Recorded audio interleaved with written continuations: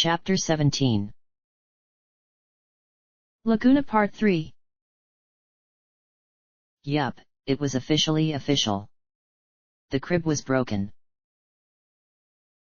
Laguna scratched the back of his head as he looked over the splintered wood on the crib. He had been trying for the better part of 2 hours now to fix the wood that he had helped break when playing with the owner of said crib. Of course, crib owner wasn't required to fix it. That fell to him. He didn't mind, he was just unhappy that he couldn't actually do it. Maybe if he just carved a new post out of wood he could. Laguna frowned as his head lifted up. That feeling? It couldn't be. Uncle Laguna! He jumped in surprise to hear a tiny, sweet voice like the bells of the angels calling out for him. He turned to see a tiny, pixie-faced girl run into the room. Her blue dress fluttered about her legs and she was beaming at him happily. Her brown hair was frizzy and messy, probably because she had been running around and playing all morning. Her bright eyes flashed in delight at seeing him. Like he was the best thing she had ever seen. Not for the first time, Laguna felt an immediate, swooping happiness at seeing her. At hearing her call him uncle. That look when she saw him. She was the most perfect little girl. Laguna honestly didn't think he could love her more if she were his own. There's someone here to see you, the tiny pixie told him, pointing backwards. Hey? Me. Laguna pointed to himself. Who would be coming to see him? Everyone hated him around here. Maybe they were coming to complain about him.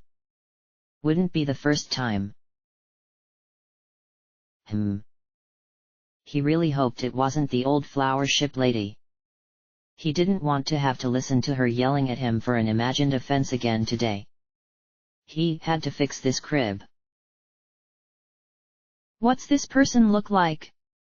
Laguna asked cautiously, hoping his sweet little pixie didn't notice the way he asked it. He was wearing funny clothes, she said, twirling her skirt so that the fabric brushed against her legs and tickled her. He's talking to Rain right now. Laguna frowned. Rain? Is he at the pub? Yup.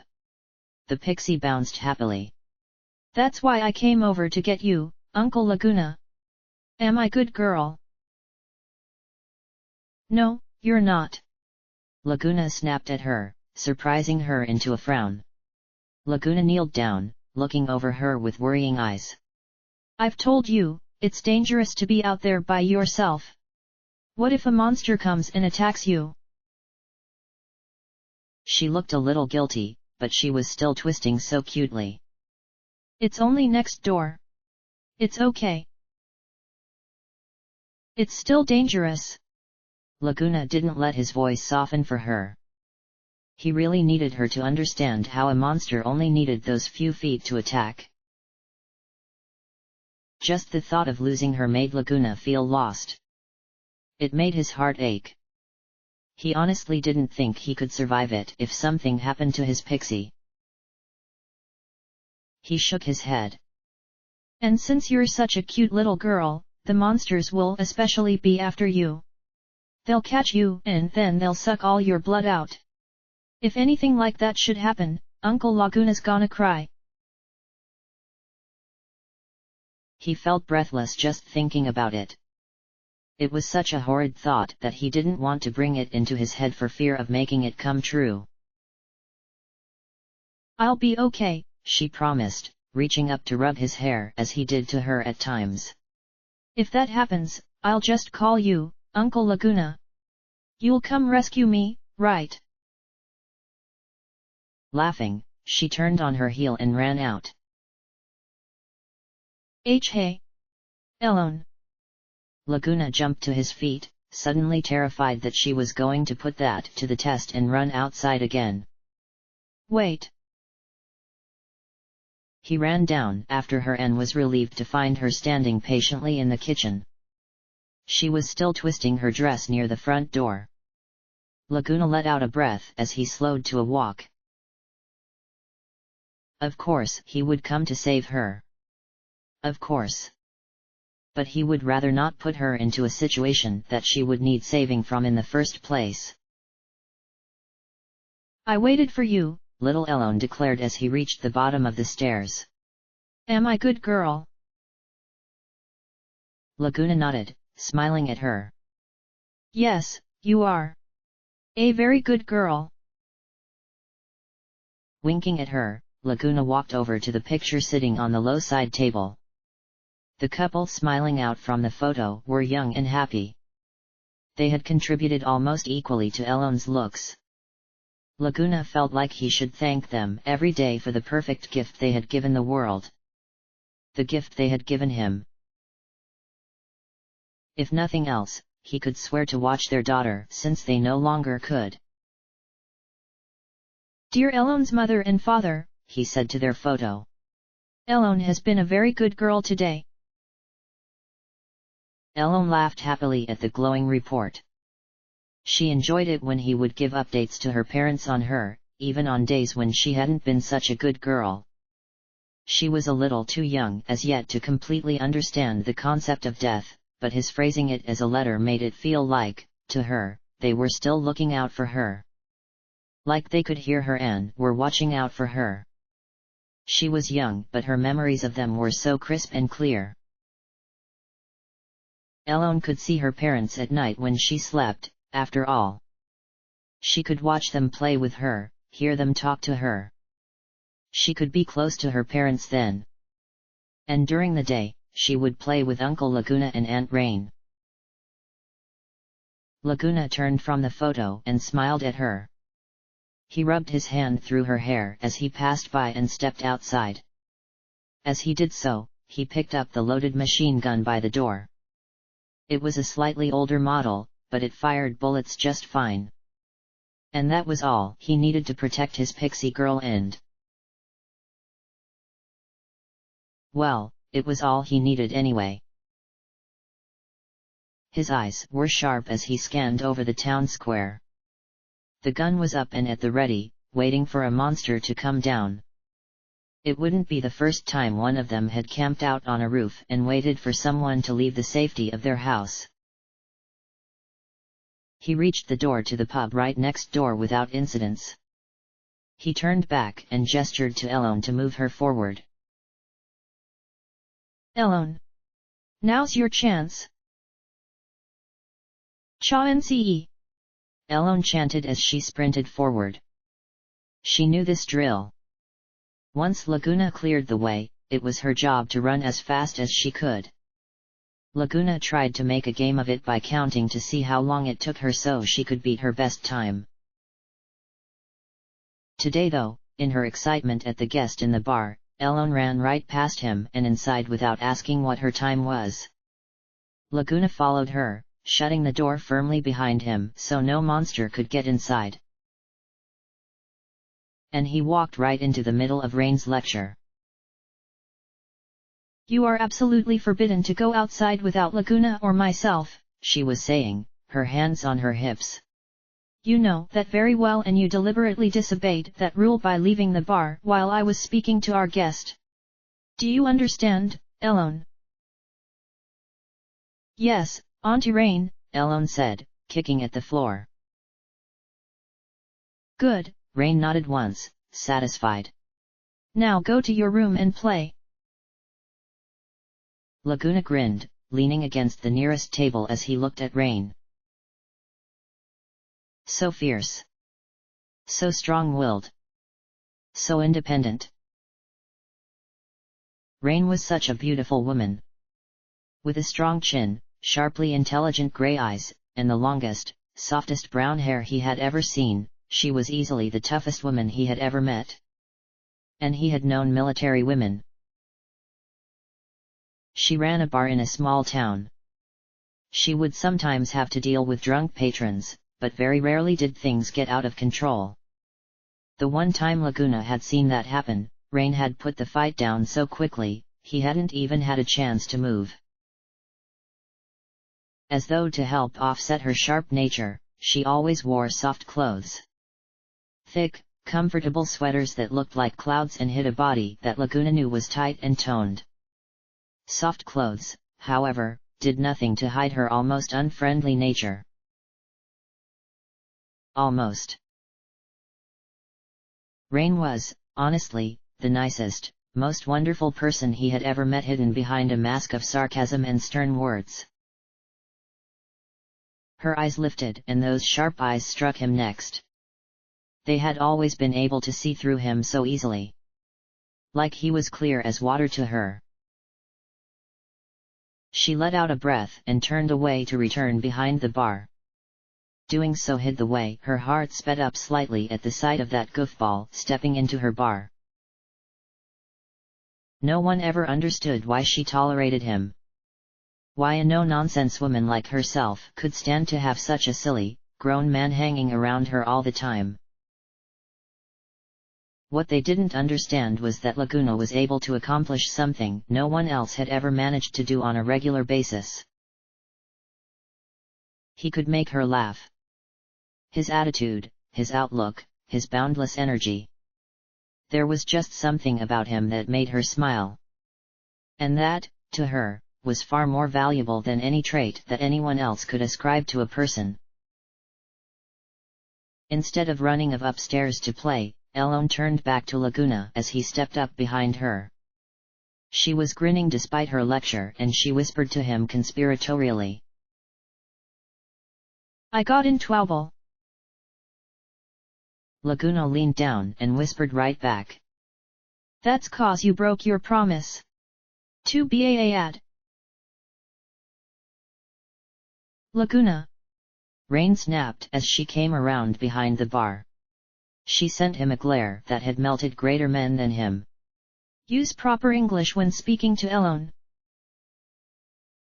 Laguna smiled at that glare as Elone snickered at him. He looked back down at the little pixie and winked at her. I got in trouble. To VIII. She mocked right back at him, giving as good as she got. The two of them started laughing together. They were often partners in crime underneath Rain's watchful gaze. She rolled her eyes at them as she started preparing the bar for the night. The two of them would often conspire together. They would get into trouble and get themselves out, then try to keep Rain from knowing. At least, Elone did. There was nothing Laguna didn't tell her where it concerned the little girl. Though he was her best friend and he would help hide trouble from Rain with her, he always deferred to Rain later. As much as a goofball as he was, Rain could admit that he was a fine guardian. He was the good cop, and she was the bad. And though their charge would divulge every secret to him, he in turn would collaborate with Rain when the little girl was asleep. From his spot beside the door, just out of Laguna's line of sight, Quiros walked forward and towards the bar. He had one eyebrow cocked curiously at the way his old battle brother was reacting with the tiny girl. Honestly, he wasn't surprised Laguna got on well with children, what with him being a giant man-child himself. It's been a while, Laguna, Quiros said, drawing his friend's attention. The smile that lit up Laguna's face brought his eyes alive and reminded Quiros why he had made it his personal mission to seek him out. No one felt emotions like Laguna. And no one made Quiros feel like he was welcome somewhere like Laguna. The happiness that burned in his face was so genuine that Quiros almost felt like he was coming back from the grave. Quiros. Laguna jumped up. Then, seeming to remember something, he kneeled right back down and whispered to Elone, who was staring at Quiros now. He's Uncle Laguna's friend. He dresses funny, but he's not a bad guy. Elone smiled. Whoa, Quiros.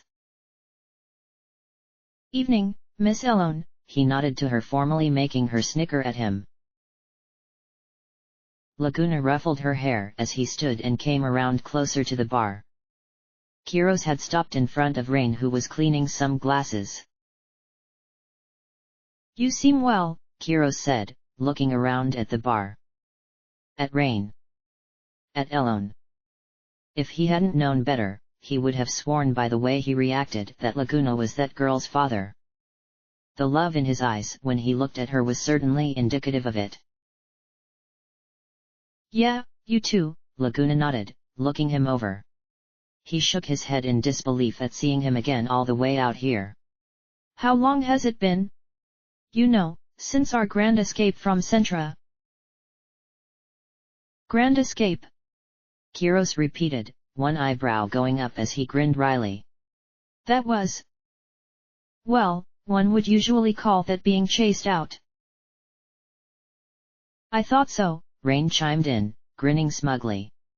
Laguna just can't tell a story without over-dramatizing it.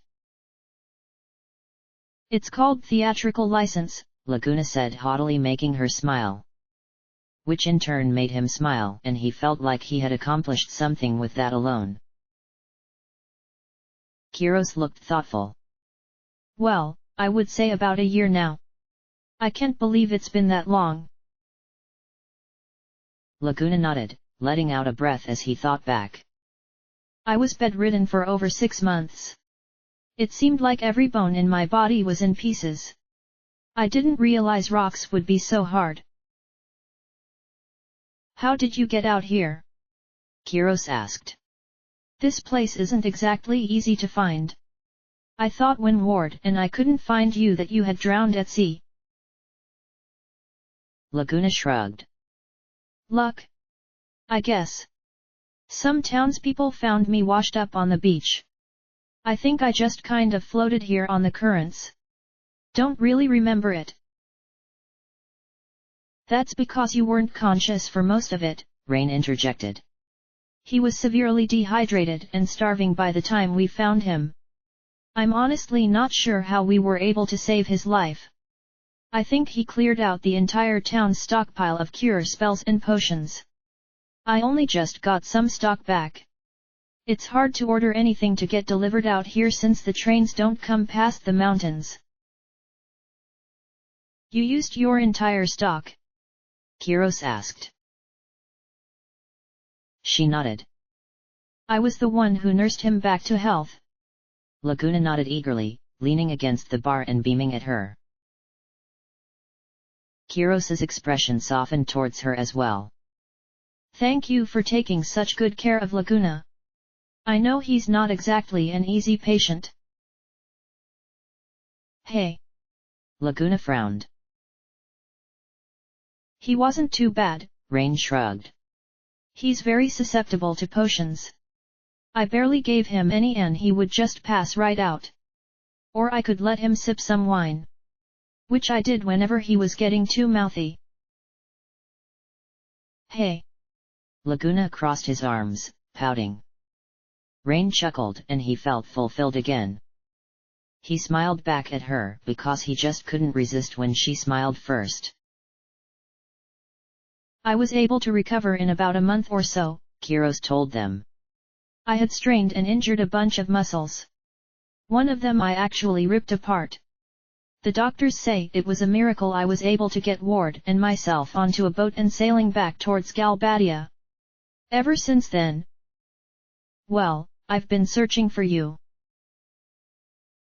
Laguna looked surprised. Why? After leaving the army? Kiros trailed off. It was hard to put into words the gut-wrenching emotion of not knowing. Not knowing if Laguna, one of his best friends, had lived or died. Wondering if his body was at the bottom of the sea. Wondering if he had somehow made it out alive. Always wondering. Laguna was his shield brother. And damn if Kiros didn't love him like a real brother. Well, just killing time I guess, he finally said for lack of anything better. He sent Laguna a grin that didn't really reach his eyes. Life's pretty boring without you as entertainment, my man.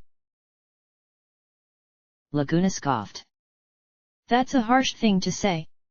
I'll have you know I've been living a quiet, productive life here in this town.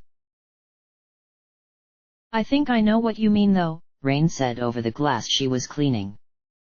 Kiros nodded and Laguna glared between them without any real heat in his gaze. How did you even find me out here? He asked. Kiros shrugged. Heard some rumors in Timber about you. Timber? Laguna looked surprised. That's where the supplies for this town come from, Rain told him. One of the caravan workers told you about him, I bet. Kiros nodded. You're smart. They all knew the story of the miracle dead man who washed up on your shores. Many of them were using the story to sell their potions. I didn't know if it was you or if it was even true, but I figured it was worth a trip over the mountains to look. Wow, cool, Laguna grinned. I'm famous. Want an autograph, Rain? It's autograph, she corrected without looking up. Laguna shrugged. How about you, Kiros? I don't want an autograph or an autograph. No, Laguna laughed. I mean, how are things with you? What's going on? What's Ward up to? Ward and I were both honorably discharged from the army for our injuries. Well, I was offered the choice. Ward was not. They sort of forced him to retire. Luckily, he found a steady job and he's working pretty hard. What's he doing? He's a janitor down at the D District prison. Wow! Laguna whistled. Can't picture him mopping floors, but I'm glad he's doing well. Why did the army force him to retire? He never got his voice back, Kiros said sadly. The damage was too extensive and I wasn't able to get him to a doctor in time. You can basically tell what he wants from his facial expressions though. He's got a very expressive face. Laguna nodded, smiling. Honestly, he was just glad that Ward was alive. Ward is the big one with blonde hair, right? Rain asked, trying to keep track of all the characters that Laguna had told her about over the last year. You know of us? Kiros asked. Rain nodded. He talks a lot. I do not. Yes, you do, Kiros agreed. Even in your sleep? Rain nodded sagely. What? Laguna looked offended. I do not. You do, too, Rain said. I do not. You do, too, Rain and Kiros said. Laguna scoffed, crossing his arms. Let's just change the subject. Kiros was chuckling at him. Rain was smiling. Laguna let out a breath, leaning against the bar. So, what else do you want to know? Kiros asked. Laguna didn't respond immediately. He stared down at the wood of the bar for a long moment, almost memorizing the whorls under the finish. He had to know. How's Julia doing? Do you know? Julia. Kiros murmured her name, looking to Rain. Wondering. Rain was looking at Laguna, almost surprised. Julia? You never told me about a Julia. We weren't exactly close. Laguna tried to shrug nonchalantly. Rain's sharp eyes couldn't miss the lie on him. Anyway, she's probably busy singing these days. Wait, you don't mean Julia Hartley, do you? Rain looked honestly surprised this time. The singer? The famous one from Delling City. That's right, Kiros nodded once. Laguna really admired her and always used to frequent the lounge that she performed in. Julia used to sing in a lounge. No, she didn't sing. She just played the piano. Beautifully, of course. She wanted to get into singing back then though. She wrote her debut song in that lounge. Yeah, Eyes on Me. That's what it was called, right? Rain smiled. She knew that song. How does that one go? Laguna asked, still looking down. Rain frowned at him. You don't know. You never let me hear it. I didn't think you listened to music. You're always much more inclined to talk and I can't listen to music and you at the same time. Rain smiled. I do love that song though. It's about being in love. It's such a beautiful tune. Kiros glanced over to Laguna then away again. Heard she recently got married. Yeah, I heard that, too. Rain nodded quickly. To some army general, right? General Caraway, or something like that. I'm not too sure, Kiros shrugged. He didn't keep up with those kinds of things. Rain sighed almost dreamily. As dreamily as a woman like Rain ever got. I read in a magazine that her true love went off to war and never came back. General Caraway comforted her while she was feeling down. That's how they got to know each other. So? She didn't wait for the soldier to come back? Kiros asked because he was sure that Laguna would be dying to himself. Rain frowned at the way he said it.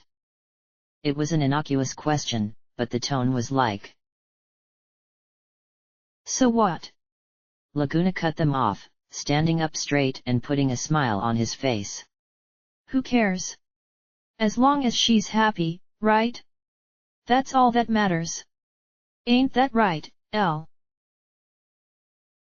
He turned over to where the little pixie was trying to climb up onto one of the bar stools. Right. She said happily, putting her fist in the air. Just like Uncle Laguna and Auntie Rain are. Ah! Laguna yelled loudly, cutting her off and turning away quickly. Kiros raised an eyebrow and looked to Rain, who was suddenly very busy cleaning an already clean glass. Okay, enough talk about this. Laguna cleared his throat pointedly. So Kiros,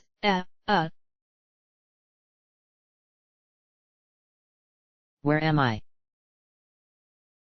Laguna trailed off, shaking his head as that damn buzzing in his head got louder. Are you all right? Rain asked. Yeah, he chuckled, looking to Kiros. I think the fairies are flying around today. The fairies? Kiros blinked. It took him a minute to recall what Laguna had been talking about. It had been a long year. But the buzzing in his brain that had started up just before Laguna came downstairs was annoying him just as much. And he nodded. Yeah, I guess so. Rain looked between them, confused, as Laguna beamed. Then work today should be a cinch. What work? Kiros asked curiously. So, what's your plan, Kiros? Laguna asked him. You're gonna stick around here for a bit, right?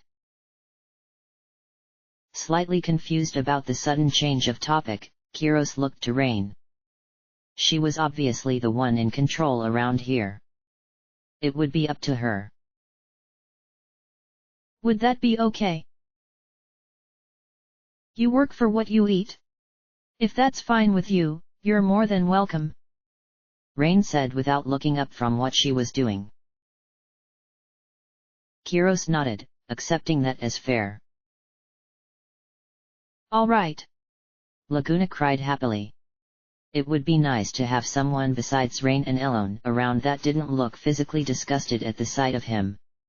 Then let's get going. I've got work to do now, so you stay here with Rain, okay? "'Kay." Elone smiled at him from the chair she had climbed into. "I'll be good. Back soon, Rain." Laguna saluted to her as he made his way to the door. Laguna." Kiros stayed a step behind him, not unwilling to follow. If he didn't like being dragged around by him, he wouldn't have spent the better part of a year praying he was alive. "Weapons at the ready, Kiros," Laguna instructed, picking up his gun again. He no longer had the strap that used to connect it to his body, so he wielded it mostly with one hand. He notched it against his shoulder and took on a commanding air mostly for Elone's sake. "We have our dinner to earn. Now step lively, soldier. Left. Left. Left, right, left." Elone's laughter followed them out of the pub and onto the abandoned streets. Streets that had actually scared Kiros by how deserted they were when he had made his way to the pub initially. He knew there were people here. It was the middle of the day. Where was everyone? "Laguna," Kiros tried again as his friend started looking around. "I have a simple question. What exactly is it that you do here?" He simply could not imagine any job that a small town like this would have that Laguna would be suited for. Or that would require an old machine gun. "See, it's like this." Laguna turned to him, a slight frown on his face. "All the working men in this town were drafted by the Galbadian military and sent off to war. The only ones still left around are old people, children, chocobos, dogs, and cats. And, I'm sure you've already noticed, but the monsters have made their way into town now that everyone who could defend against them are gone." Kiros nodded. That would explain why no one was out on the streets. "This here town took real good care of me," Laguna continued, looking out over the long main street that extended slightly down a sloping hill. "So, basically, I want to return the kindness." Laguna turned back and snapped into a military rest position. "You're looking at the official monster hunter of Windhill. And, as of today, you'll be my esteemed assistant." "Is that just a nice way of saying sidekick?" Kiros asked, grinning despite himself. Laguna ignored him.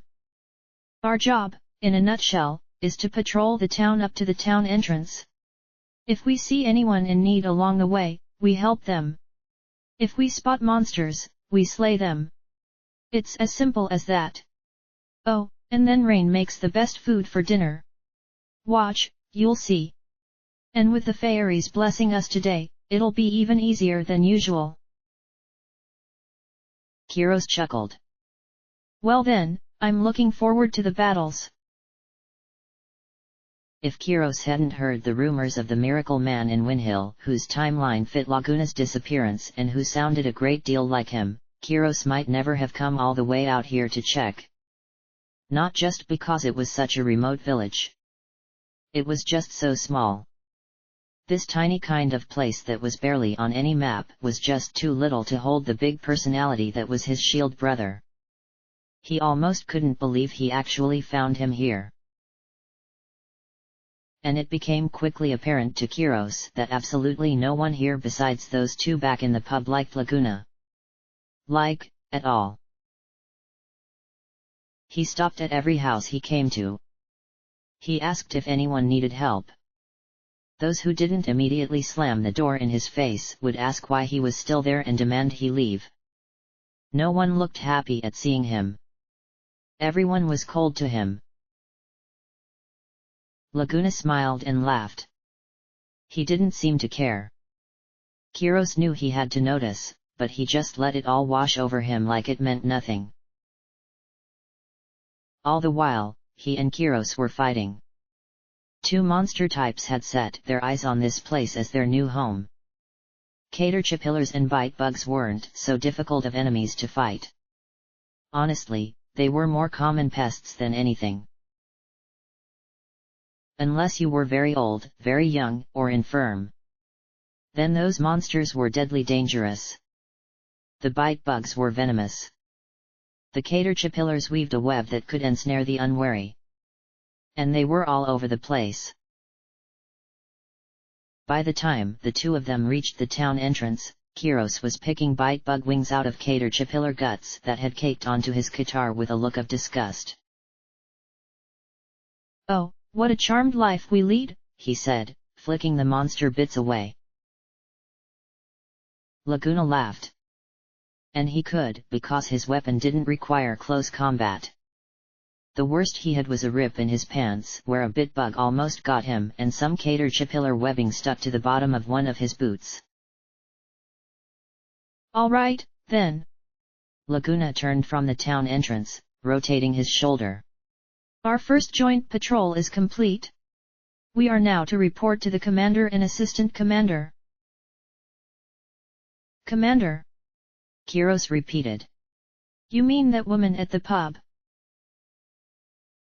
Her name's Rain." "Rain, okay." Laguna snapped, surprising Kiros. "She saved my life and she deserves some respect. And the assistant commander is Elone, of course." "How long were you in the military again?" "They are our superior officers and we report our final monster tally to them at the end of the day. Rain uses the numbers to help teach Elone math. She's really good, too. Super smart. She's up to adding to the teens already." "Pub owner, healer, private tutor, guardian. Is there anything the woman can't do?" Kiros asked, his voice not holding near enough appreciation for Laguna's liking. "She's only kinda, pretty fantastic," Laguna said, starting back. "And you forgot to add bomb cook to that list. And great listener. And super smart." "She seems like a nice person," Kiros agreed lamely. Not that Laguna was listening anymore. "A bit easily taken in by a hotshot though."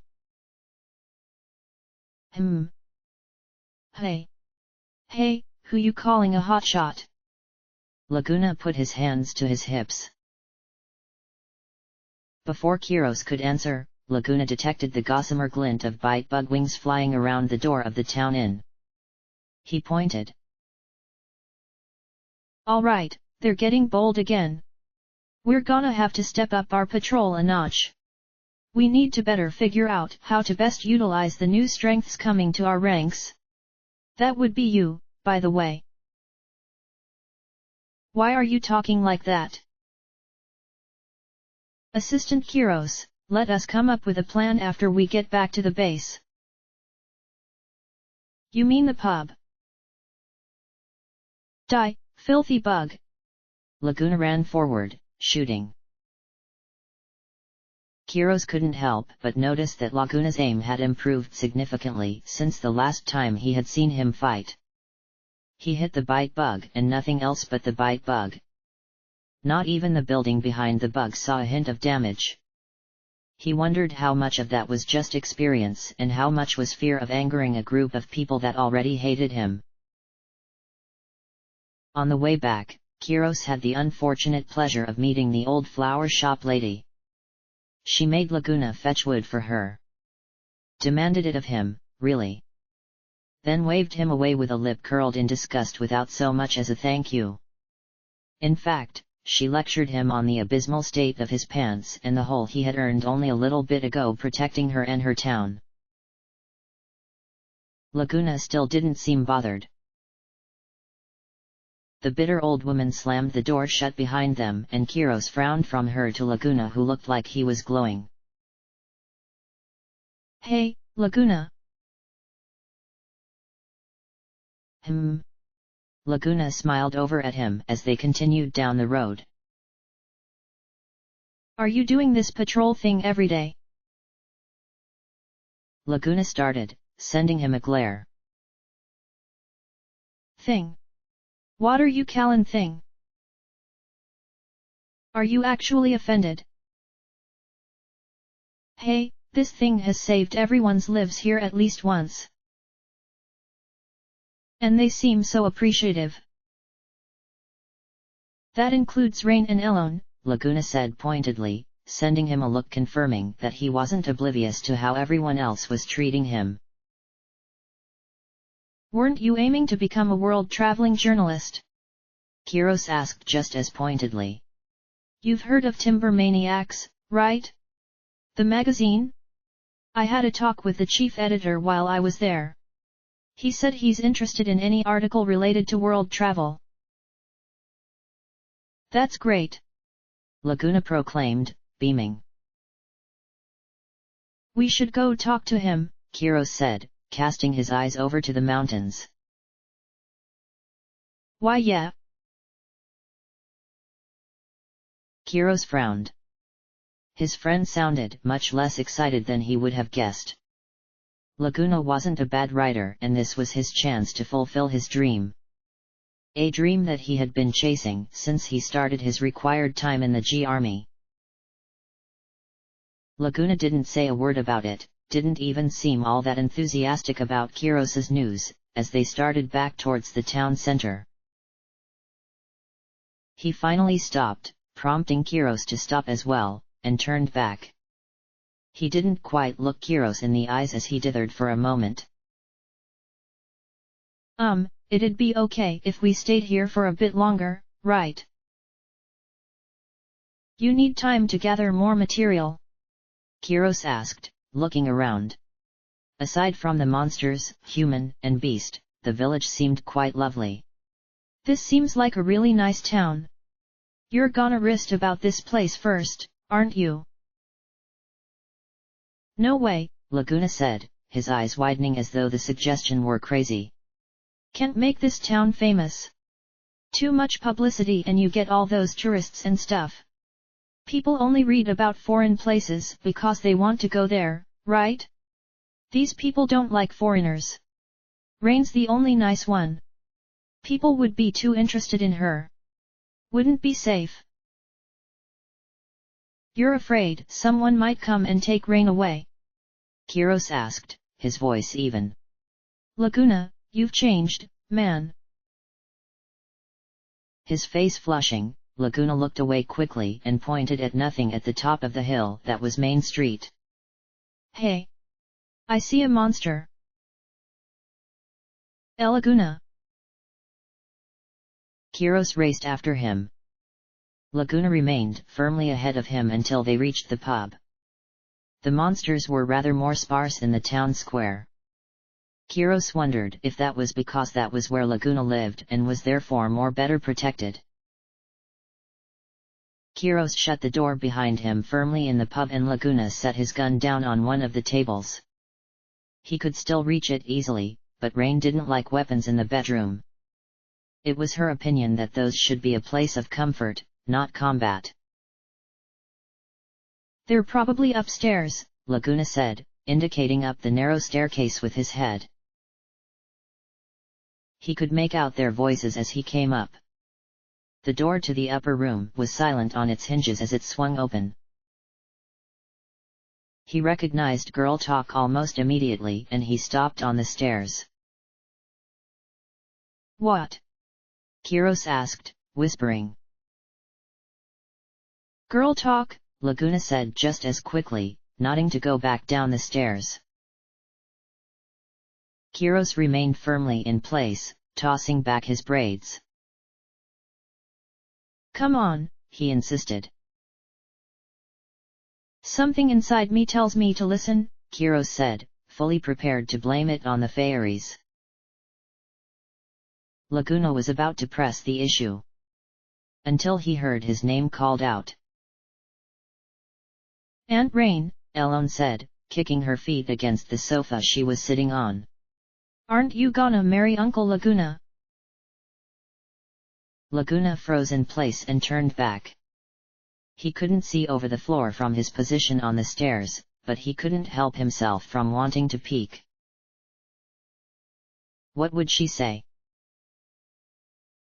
A guy like that. Rain scoffed, fixing up the bookshelf on one side of her room. He was carried here crying like a baby, and I was the one who had to take care of him. Turning, she started walking over to where Elon was sitting. His crude way of speaking is so immature. I don't know if his aspirations as a journalist are ever going to come true. Every time I try to have a serious conversation, he avoids it. I can't stand his snoring and he talks in his sleep. With each item on the list, Laguna flinched. Kiros's eyebrow raised at him and couldn't find a single untruth about what Rain was saying. It all flew right over Elon's head as she smiled at the wall. But he's really nice. I really like him. Aunt Rain, Uncle Laguna, and El should all be together forever. Rain sighed as she looked out her window. From here, she could see into Elon's bedroom right next door. The broken crib Laguna had been working on all morning was in plain sight. And she could still remember that look on his face when he promised that he was going to fix it. Even when she told him that it was fine and they could just do away with Elon's crib, he still insisted. But, you know, she said sadly, touching the glass gently. I think what he really wants to do is to travel all over the world. I don't think he has it in him to live in a quiet country town like this one. Some people are just like that. She growled, clenching her fingers into fists and turning from the window angrily. It makes me so mad. Elon frowned at her, blinking. She was a little too young to understand. You don't like him? Rain stepped in front of the couch, her eyes downcast. I feel the same as you, Elon. I. Laguna stood up straight as he realized that he had been spotted. Walking closer had revealed the top of his scalp to Rain. His heart racing, he quickly ran up the stairs and stopped just on the landing. Rain was looking at him a bit suspiciously, like she knew he had been eavesdropping. Laguna forced a smile around his fast breathing, trying not to show Elon how Rain's words had affected him. I came back in a hurry, he told her, trying to cover for his breathlessness. Trying to tell her just how eager he was to stay here with her. Swallowing, he moved to the front of the room as Elon jumped from the couch. Kiros came up the stairs just behind him, looking at them, his emotions concealed. Here's my report on today's patrol and monster extermination. Laguan said grandly, adopting a parade rest position in front of Elon, standing rather close to Rain. Including Butchas and Boon Buns that Assistant Commander Elon so hates. His face softened as he looked over to Rain. His playful nature faded a bit. I've exterminated 14 monsters. He killed them for her. For her safety. Please, know that. All right, Rain nodded, beaming at him. Thank you. Shall we eat lunch before you get started with the next patrol? I'd never say no to your food, Laguna smiled. And Kiros hasn't tried your cooking yet. He hasn't lived. Rain chuckled gently. I'll call you when it's ready, so you can rest up next door. You seem pretty tired. You should take a quick nap. Laguna nodded at the command and turned to leave.